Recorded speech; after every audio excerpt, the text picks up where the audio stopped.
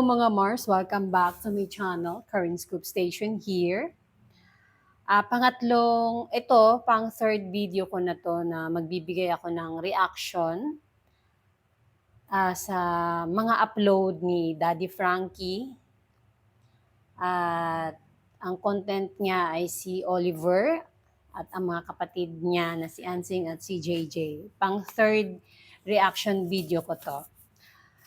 Mga Mars, sa post or sa upload ni Daddy Frankie sa kanyang YouTube channel noong July 30, 2026 na may title na Hindi Natapos ang Bangayan ng Magkapatid na JJ at Ansing. Ayan. Grabe. Sobrang nakakahiya sa mga sponsor na tumutulong at nagbibigay ng tulong para sa kanilang kapatid na si Oliver. Sobrang nakakaya po talaga yung magkapatid na to, mga Mars. Si Ansing at si JJ. Nalaman dito sa video na to na ang grocery na nabili nila Daddy Frankie para kay Oliver na nagkakahalaga ng 6K ay kinuha daw ni Ansing at nilagay niya sa kanyang bahay. Magluluto nga daw sana sina Oliver at si JJ. Hindi na sila nakapagluto kasi wala naman pala doon yung mga naibigay o nung dinala nila Daddy Frankie noon. At ito na nga, dumating na si Ansing. Sabi ni Ansing doon kung bakit daw niya kinuha ang mga grocery ni Oliver at dinala niya sa kanyang bahay at doon daw nga nilagay sa kwarto ni Oliver, na may kwarto daw si Oliver doon. Kasi nga daw nakakalat yung mga grocery sa mismong bahay ni Oliver. At sino-sino lang daw ang kumukuha dito.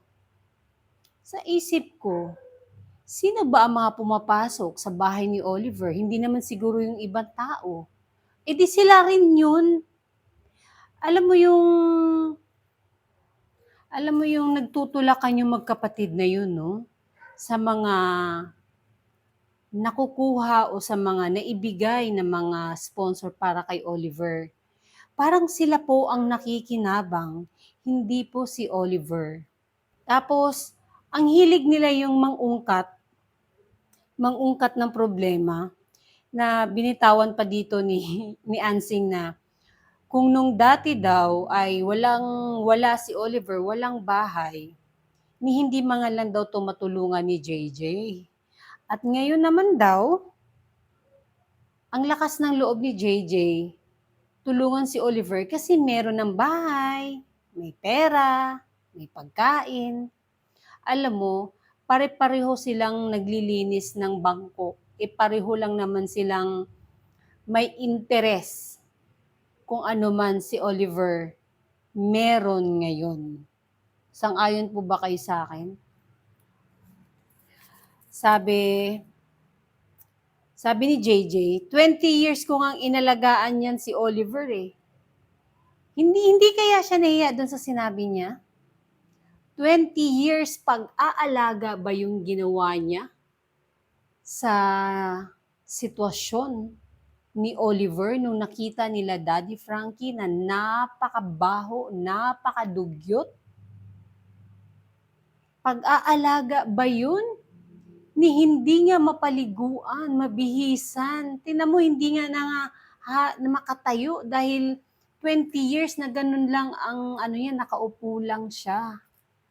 Ngayon na may tumulong, maraming nagbibigay ng tulong dahil nga sa upload ni Daddy Frankie, pinag-aagawan nila ngayon si Oliver. Kawawang Oliver. Wala siyang, alam mo yun, no reaction. Kawawa talaga siya. Kawawang kawawa si Oliver. Kawawa rin yung mga sponsor na nagbibigay ng tulong. Nakakahiya sa mga sponsor na nagbibigay dito kay Oliver na pinag-aagawan nila. At ngayon nga, merong maibibigay na 4,000 kay Oliver. Hindi mapupunta kay Oliver kasi paghahatian ko no daw. Kaya nagdesisyon si Daddy Frankie na wag na muna ibigay at nagtanong pa si Ansing na bakit daw. Which is tama yung gagawin ni Daddy Frankie. Wag mo na ibigay kasi nakakahiya. Parang nakakawalang respeto naman yun sa sponsor dahil binigay niya yun para kay Oliver, hindi para dun sa mga kapatid ni Oliver. Siguro nga, pwedeng hindi mo na ibigay kasi sa ngayon, marami pang grocery. Kung meron pa nga sanang natira. Sabi nga ni JJ, yung grocery daw, kaya daw inuwi ni Ansing para daw sa mga anak ni Ansing at asawa. At ito pa ang nalalaman dito habang nagbabangayan yung magkapatid. Nalaman pa dito na itong asawa ni Ansing ay nagsasabong.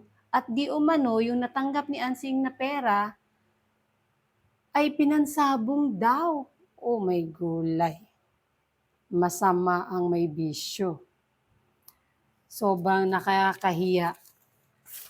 Baka mawalan ng suporta si Oliver. Baka mawalan ng tulong.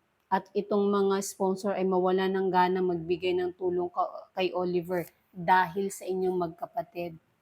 Ano kaya yung dapat hindi kayo magka-interest kasi normal kayo na tao.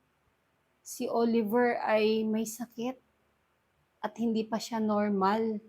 Dapat gabayan nyo, alagaan nyo, at kung ano man ang meron si Oliver, itago nyo na dapat para sa kanya. Pasalamat nga kayo, may nagbibigay. Hindi nyo na yan hahanapin kusa nang dumating sa inyo ang mga blessing para sa kapatid nyo. Dapat ganun na lang ang gawin nyo. Mahalin nyo si Oliver, alagaan nyo dahil pinabayaan nyo ng 20 years. Shout out, Daddy Frankie. At magpapasalamat po pala ako sa mga nauna kong video upload, reaction video sa mga upload ni Daddy Frankie tungkol kay Oliver. Nagpapasalamat po ako sa mga nag-comment, nanood. Maraming salamat po sa inyo. At sana follow nyo po ang aking YouTube channel, Karin Scoop Station. Thank you. Bye! And that's it, mga Mars. Thank you for watching this video. Please like, comment, share, and subscribe for more scoops. Bye!